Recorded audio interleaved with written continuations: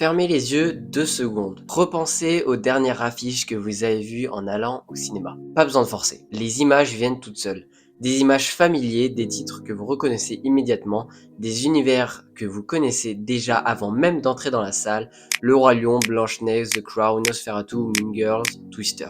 Et à ce moment-là, une question s'impose, presque malgré nous, est-ce que vous avez vraiment l'impression de découvrir quelque chose de nouveau? Parce que moi, de plus en plus souvent, j'ai l'impression de revivre. De revivre des histoires que j'aime déjà, de revivre des émotions que j'ai déjà ressenties, de revivre un cinéma qui se regarde lui-même dans le rétroviseur. Et soyons très clairs dès le départ, aimer le cinéma du passé n'a rien de problématique. Le cinéma est un art de mémoire et se nourrit de ce qui l'a précédé. Toute l'histoire du cinéma est faite de dialogues, d'influences, de références. Quentin Tarantino ne cache pas qu'il recycle, détourne, transforme le cinéma qu'il aime. Martin Scorsese a passé sa vie à défendre les films anciens comme un patrimoine vivant. Même Spielberg, pourtant symbole du blockbuster moderne, a toujours revendiqué son amour du cinéma classique. Mais aujourd'hui, quelque chose a changé. On ne parle plus de quelques remakes ponctuels, espacés dans le temps, portés par une vraie intention artistique. On parle d'un système entier, d'un modèle industriel fondé presque exclusivement sur la répétition, franchise, suite, reboot, remake. Ce sont eux qui occupent les écrans, les budgets, les campagnes marketing, l'espace médiatique au total. Et pendant que ces films saturent les salles, les œuvres originales, elles disparaissent peu à peu des grandes vitrines du cinéma mondial. Elles existent encore bien sûr, on va le voir après, mais souvent reléguées à des sorties discrètes, à des plateformes ou à des carrières beaucoup plus fragiles. Alors la vraie question n'est pas de savoir si les remakes sont bons ou mauvais. La vraie question, c'est de comprendre ce que cette obsession du remake révèle de l'état du cinéma d'aujourd'hui. Parce qu'un art qui regarde trop longtemps son passé finit par perdre sa capacité à inventer son futur. Et c'est exactement ce qu'on va essayer de comprendre ici. Pas pour râler gratuitement, pas pour insulter Hollywood, mais pour analyser, avec du recul, avec des films précis, avec de l'histoire du cinéma, pourquoi le remake est passé d'un outil artistique à une norme industrielle, et pourquoi cette norme pose aujourd'hui un vrai problème.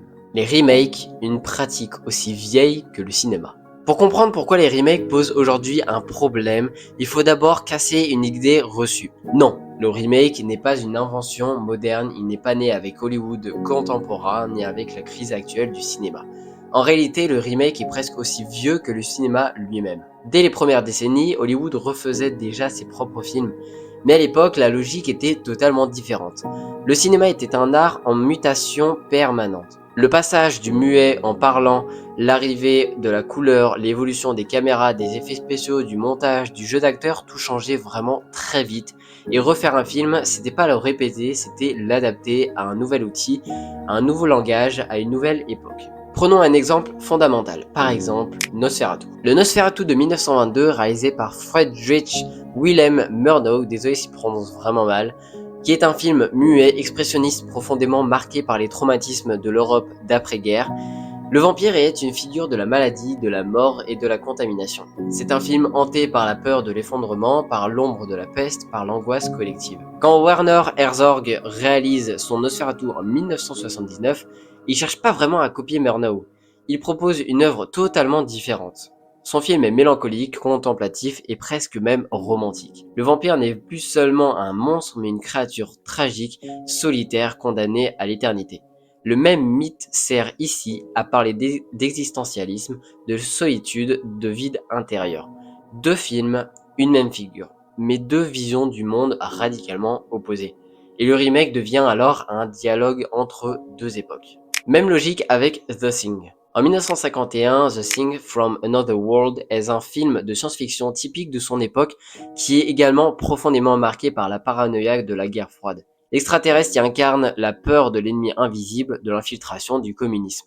Le film rassure autant qu'il inquiète, l'humanité triomphe, l'ordre est rétabli. En 1982, John Carpenter reprend cette histoire et en fait tout autre chose. Son The Thing est un film nihiliste, violent, profondément pessimiste. Il ne parle plus seulement d'un monstre, mais de la perte totale de confiance entre les êtres humains. Ici, personne ne peut être sûr de l'autre, la menace est partout, même dans le corps de ceux qu'on aime. Le film reflète une époque désabusée, marquée par la fin des illusions, par la peur de la contamination, par la défiance généralisée, et là encore, le remake ne copie pas, il transforme. Et on va pas se mentir que le The Thing de John Carpenter est un putain de chef-d'œuvre. Et encore une fois, même constat avec Scarface. Le Scarface de 1932 est un film très encadré par la morale de son époque. Le crime y est puni, le message est clair, presque didactique. En 1983, Brian De Palma reprend cette histoire pour en faire une critique violente du rêve américain, de l'obsession de la réussite, de l'argent, de la drogue et du pouvoir. Tony Montana devient le symbole d'une société qui glorifie l'excès avant de le condamner. Le même récit sert à parler d'un autre monde. Pendant des décennies, c'était ça le remake, un objet rare, un geste réfléchi, un outil pour parler de son temps à travers une œuvre du passé. Le cinéma restait majoritairement composé d'histoires nouvelles, de personnages inédits, d'univers jamais vus. Le remake existait, mais il n'était ni central ni dominant, il y avait vraiment un parfait équilibre. Et puis, je pense que si je fais cette vidéo, vous savez un petit peu, mais ce grand équilibre, il s'est brisé. Quand les budgets ont explosé, quand les studios sont devenus de plus en plus frileux à l'idée de faire des films originaux qui rapportaient de moins en moins par rapport aux suites qui explosaient au box-office de plus en plus, quand le risque est devenu les mines numéro 1, le remake a commencé à changer de nature. Il a cessé d'être un geste artistique pour devenir une assurance financière. Et c'est précisément là que commence le problème moderne des remakes. Le tournant hollywoodien, quand la peur du risque prend le pouvoir. À partir des années 2000, puis surtout des années 2010, Hollywood entre dans une nouvelle ère. Une ère où le cinéma devient de plus en plus cher, de plus en plus mondialisé et donc de plus en plus fragile économiquement. Les budgets explosent, les blockbusters dépassent régulièrement les 150 à 200 millions de dollars. À ces sommes s'ajoutent des campagnes marketing vraiment gigantesques, parfois aussi coûteuses que les films eux-mêmes.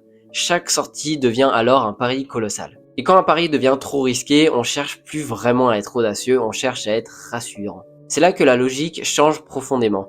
Pendant longtemps, les studios se demandaient quelle histoire pouvons-nous raconter. Progressivement, la question devient quel nom les gens connaissent déjà.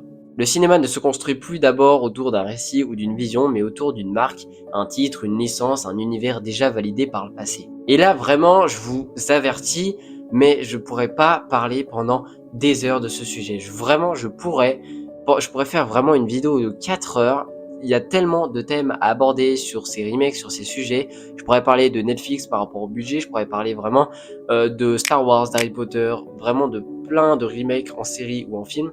Il y a énormément de choses à faire, ou par exemple des transformations d'un jeu vidéo en série ou en film, on en connaît plein, mais je reste vraiment en généralité, et sinon si ça vous intéresse, n'hésitez pas à le mettre en commentaire, mais je ferai d'autres vidéos un peu plus thématiques sur ces thèmes, par exemple le budget par rapport au cinéma, qui aussi également confronte de nombreux enjeux. Le remake à ce moment-là cesse d'être un choix artistique, il devient un produit financier. Un remake, c'est un nom qui a déjà existé, une reconnaissance immédiate, une nostalgie déjà installée dans l'esprit du public, une fanbase potentielle, parfois même transgénérationnelle. En clair, c'est une promesse de rentabilité plus sécurisée qu'une œuvre originale. Cette logique va transformer profondément le paysage hollywoodien. Les studios deviennent de véritables gestionnaires de risques, ils préfèrent investir des centaines de millions dans un film dont le titre est déjà plus connu, plutôt que de miser sur une idée nouvelle, incertaine, portée par un univers inédit. Le cinéma commence alors à fonctionner comme une industrie de la répétition, où l'innovation devient un danger plutôt qu'un moteur. C'est aussi à cette période que les franchises prennent un pouvoir inédit. Les succès phénoménaux de sagas comme Star Wars, Harry Potter ou plus tard l'univers Marvel installent une idée durable dans l'esprit des studios. Le public ne veut pas seulement des films, il veut des univers récurrents, des personnages qu'il peut retrouver encore et encore, des récits qui s'étendent sur plusieurs années, voire même plusieurs décennies. Le remake s'intègre parfaitement dans cette logique. Il ne sert plus à proposer une nouvelle lecture du monde, mais à prolonger artificiellement la durée de vie d'une marque. On ne refait pas un film parce qu'il a quelque chose à dire aujourd'hui, mais parce qu'il existe déjà dans la mémoire collective. Et cette transformation a une conséquence majeure. Le cinéma commence à regarder son passé non plus comme une source d'inspiration, mais comme un catalogue, un immense réservoir d'idées prêtes à être réutilisées, adaptées, modernisées superficiellement. Les studios ne se demandent plus ce que les films représentaient à leur époque, mais combien ils pouvaient rapporter aujourd'hui. C'est à ce moment précis que la frontière entre hommage et exploitation devient vraiment floue. Le remake n'est plus un dialogue entre deux époques, comme l'était Nosferatu ou The Thing. Il devient une opération de recyclage, une manière de capitaliser sur l'affect du public, sur ses souvenirs, sur son attachement émotionnel à des œuvres parfois mythiques. Et le plus inquiétant, c'est que cette logique finit par s'imposer comme une norme. Les jeunes réalisateurs, souvent très talentueux, se retrouvent cantonnés à des projets de franchise ou des remakes où leur marge de liberté créative est extrêmement réduite. Et on leur confie des univers préexistants avec des cahiers de charges stricts, des attentes marketing, des décisions prises en amont par les studios. Le cinéma devient alors un espace de plus en plus contrôlé, de moins en moins risqué, de moins en moins imprévisible. Et surtout de moins en moins ouvert aux œuvres originales de grandes ampleurs. Ce tournant hollywoodien marque une rupture fondamentale. Le remake n'est plus une exception ponctuelle dans un paysage riche et varié. Il devient l'un des piliers centraux du système. Et cette mutation va trouver son incarnation la plus évidente, la plus spectaculaire et peut-être la plus problématique dans un studio en particulier, Disney. Disney, le symbole absolu d'un cinéma qui se regarde en arrière. S'il est bien un studio qui incarne à lui seul cette transformation du remake en modèle industriel, c'est Disney. Pas parce que Disney serait le seul à le faire, mais parce que Disney l'a fait à une échelle inédite, vraiment gigantesque, presque systématique, au point d'en faire l'un des piliers centraux de sa stratégie. Le tournant est clair et identifiable. En 2010, Tim Burton réalise Alice au Pays des Merveilles. Le film est un immense succès commercial. Et à partir de là, Disney comprend quelque chose de fondamental. Il possède l'un des catalogues les plus puissants de l'histoire du cinéma, des films que plusieurs générations connaissent par cœur. Des histoires inédites dans la mémoire collective mondiale. Il suffit de les refaire, mais sous une autre forme, pour créer l'événement. À partir de ce moment, Disney enclenche une mécanique presque implaçable. Cendrillon, La Belle et la Bête, Le Livre de la Jungle, Aladdin, Le Roi Lion, Mulan, Blanche-Neige, tous les piliers de l'animation Disney sont progressivement recyclés en version live action. Forcément, vous les connaissez, ils sont vraiment populaires, certains sont plus détestés que d'autres, mais économiquement, c'est un coup de génie. Les titres sont déjà connus, les musiques sont déjà aimées, les parents viennent par nostalgie, les enfants découvrent. Le marketing est presque automatique et le risque est minimal. Mais artistiquement, le problème est immense. Prenons Le Roi Lion. Le film de 1994 est un chef-d'œuvre d'animation. Les visages sont expressifs, les émotions sont lisibles, les personnages existent à travers le dessin, la stylisation, l'exagération, et puis c'est très philosophique comme film. Très connu également, vraiment, Le Roi Lion c'est un de leurs films les plus populaires, forcément tout le monde connaît, Hakuna Matata. Tout passe par l'animation. En 2019, Disney propose un remake photoréaliste. Et franchement, techniquement, c'est vraiment impressionnant. Les animaux sont très crédibles, les décors sont somptueux, mais émotionnellement, il y a quelque chose qui disparaît. Les animaux, parce qu'ils sont réalistes, ne peuvent plus exprimer la même palette d'émotions, les regards sont figés, les visages sont neutres, le film enlève précisément ce qui faisait la force de l'original, et puis, il enlève l'original tout simplement en fait. Et c'est pas vraiment un cas isolé, surtout que Le Roi Lion de 2019, vous savez quoi, il a fait un carton, et vraiment plus d'1 milliard. Donc forcément, quand tu fais plus d'1 milliard sur ton film qui était censé être entre guillemets un petit test, ça te donne envie de continuer pour gagner encore plus de thunes. La Belle et la Bête reprend presque plan par plan le film de 1991 sans jamais proposer une vraie relecture. Aladdin ajoute quelques éléments mais reste que prisonnier de la comparaison permanente avec l'original animé. Pareil pour Mulan, mais il abandonne même ce qui faisait l'identité du dessin animé sans pour autant proposer une vision réellement forte ou singulière. Ces films ne dialoguent pas avec leurs modèles, ils les imitent, les lisent, les modernisent superficiellement. Le problème n'est donc pas seulement que ces remakes existent, mais le problème c'est qu'ils remplacent peu à peu les originaux dans l'imaginaire collectif. Pour beaucoup d'enfants aujourd'hui, Le Roi Lion, Aladdin ou La Belle et la Bête ne sont plus d'abord des films d'animation, ce sont des films en prise de vue réelle. Le remake ne rend plus hommage, il écrase, il se substitue. Disney ne se contente plus de revisiter son passé, il exploite comme une ressource renouvelable. Chaque classique devient une marque à décliner, à rentabiliser, à actualiser pour un nouveau public. Le cinéma devient un produit dérivé de lui-même. Et ce phénomène va encore plus loin, parce que pendant que Disney investit des centaines de millions dans ses remakes, les films originaux du studio deviennent de plus en plus rares ou même beaucoup plus formatés. Les prises de risques vraiment diminuent et l'imaginaire se standardise. Même l'animation, autrefois espace d'expérimentation et de créativité, est de plus en plus soumise à des logiques de franchise et de continuité. Disney devient alors le symbole parfait d'un cinéma qui préfère exploiter ce qu'il possède déjà plutôt que d'inventer ce qu'il ne connaît pas encore. Un cinéma qui sécurise, qui rassure et qui répète. Un cinéma qui regarde son passé non plus comme une source d'inspiration, mais comme un catalogue à vider. Et ce qui est inquiétant, c'est pas seulement l'impact sur Disney lui-même. C'est l'effet d'entraînement, comme quand un géant Disney montre que sa stratégie fonctionne économiquement et alors que tout Hollywood suit. Les remakes deviennent la norme. La nostalgie devient un outil marketing. Et le cinéma, peu à peu, cesse d'être un art du risque pour devenir un art de la répétition. Et à force de nourrir le public uniquement avec ce qu'il connaît déjà, une autre mécanique se met en place. Une mécanique plus subtile, plus dangereuse encore, la nostalgie devient un piège. Un piège émotionnel mais aussi artistique. Et c'est exactement ce qu'on va voir maintenant. La nostalgie, une émotion devenue une arme industrielle. Le carburant principal des remakes aujourd'hui, c'est ni l'innovation ni la nécessité artistique. C'est la nostalgie. Et la nostalgie est une émotion extrêmement puissante. Parce qu'elle ne fonctionne pas comme la curiosité ou le désir de découverte, elle fonctionne comme un réflexe. Elle s'active avant même qu'on ait vu le film, avant même qu'on sache s'il est bon, on y va pas pour le film en lui-même, mais pour ce qu'il représente dans notre mémoire. La nostalgie nous ramène à une époque précise de notre vie, à l'enfance, à l'adolescence, à un moment où le cinéma était associé à la découverte, à l'émerveillement, parfois même à un sentiment de sécurité, et Hollywood l'a parfaitement compris. Aller voir un remake, ce n'est pas seulement acheter un billet pour un film, c'est acheter la promesse de revivre une émotion passée. Le problème, c'est que cette émotion court-circuite souvent toute forme de regard critique.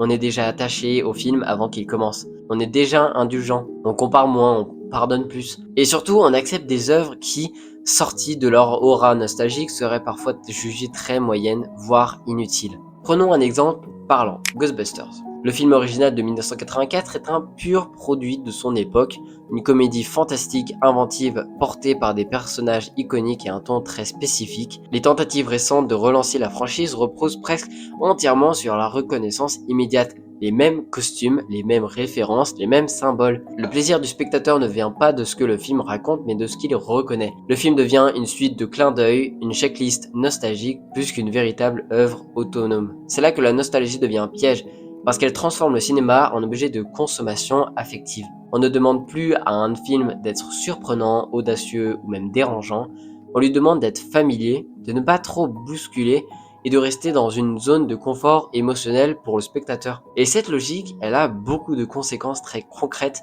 sur la création. Plus les studios misent sur la nostalgie, moins ils prennent de risques.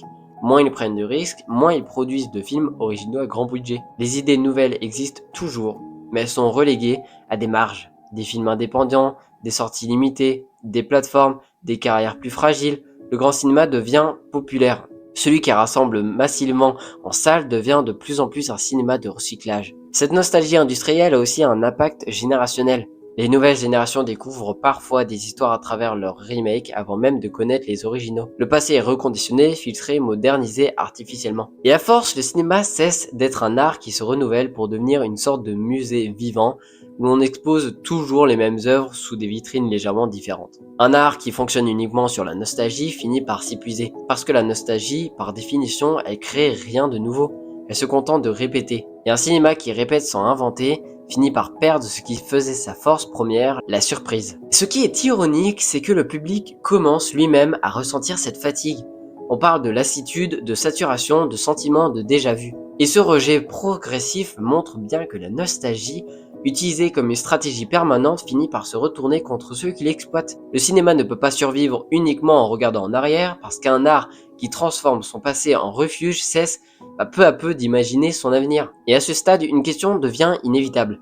Si la nostalgie est devenue un piège, si les remakes saturent les écrans, alors faut-il en conclure que tous les remakes sont voués à l'échec? Ou existe-t-il encore des exceptions, des films capables d'utiliser le remake autrement, intelligemment, artistiquement? Mais alors, tous les remakes sont-ils mauvais? Non. Il est crucial de le dire dès maintenant, tous les remakes ne sont pas mauvais et à jeter. Tous, même pas, ne sont des copies fades, des produits recyclés sans âme. Certains films démontrent qu'un remake peut être une véritable œuvre capable de dialoguer avec l'original tout en proposant sa propre vision, son propre souffle. La différence se situe dans l'intention artistique. Le remake devient alors un outil, pas une béquille, pour compenser le manque d'idées. Le remake devient une œuvre à part entière. On peut comparer les deux films, bien sûr. Un autre exemple intéressant est A Star is Born, qui a été refait à plusieurs reprises au fil des décennies. De 1937 à 2018. Chaque version reflète son temps. La version récente avec Lady Gaga et Bradley Cooper s'inscrit dans une époque contemporaine, moderne, où la musique pop et les réseaux sociaux transforment la vie des artistes. Elle dialogue avec l'original, mais s'adresse aussi à un nouveau public avec ses propres codes et émotions. Ces exemples montrent que le problème n'est pas le remake en soi. Le problème survient lorsqu'il est réalisé sans nécessité artistique, uniquement pour son potentiel commercial, sans véritable vision. Lorsque le remake devient une fin en soi, une assurance financière plutôt qu'un moyen d'expression, alors le cinéma s'appauvrit. La clé réside dans la raison d'être du remake. Lorsqu'il est pensé, réfléchi, qu'il dialogue avec son époque et qu'il apporte quelque chose de neuf, il peut devenir un objet d'art à part entière. Mais lorsqu'il est fait par automatisme, pour capitaliser sur la reconnaissance d'un titre, pour séduire une fanbase sans rien apporter de nouveau, il devient alors le symbole d'un cinéma qui se repose sur ses lauriers. En réalité, ce que ces exceptions montrent, c'est que le remake ne doit jamais remplacer la créativité. Il doit coexister avec les œuvres originales, enrichir le cinéma et non le dominer. Malheureusement, c'est exactement ce qui se passe aujourd'hui. Les remakes, les suites et les reboots ne sont plus l'exception, ils sont vraiment devenus la norme. Et c'est là que nous arrivons à l'étape suivante. Aujourd'hui, Hollywood est saturé par ce système. Le public voit des copies encore et encore, parfois nécessaires, parfois superflues, mais toujours trop nombreuses. Et cette saturation pose un problème artistique et économique qui mérite d'être analysé. Aujourd'hui, une saturation totale. Aujourd'hui, nous avons atteint un point inédit dans l'histoire du cinéma moderne. Remake, reboot, suite, legacy, sequel, tout semble recyclé. Chaque année, les grandes sorties se ressemblent presque toutes. Le public ne voit plus vraiment de films originaux occuper les écrans à grande échelle. On ne parle plus seulement de nostalgie ou de sécurité financière, on parle d'une norme systémique. Le remake n'est plus l'exception, il est devenu la règle. Regardons les dernières années. En 2025, des films comme Sinners ont prouvé qu'un projet entièrement original pouvait encore captiver le public et rencontrer le succès critique et commercial. Mais ce type de réussite reste vraiment rare. Presque un miracle dans un océan de production recyclée. À côté, on voit une multitude de remakes et de suites qui, parfois, n'avaient même pas besoin d'exister. Mean Girls en version live action, Nosferatu ou Twisters revisité, des innombrables suites de franchises comme Fast and Furious, Avatar ou Star Wars, tous ces films répondent à la même logique, un nom connu, une marque, une fanbase.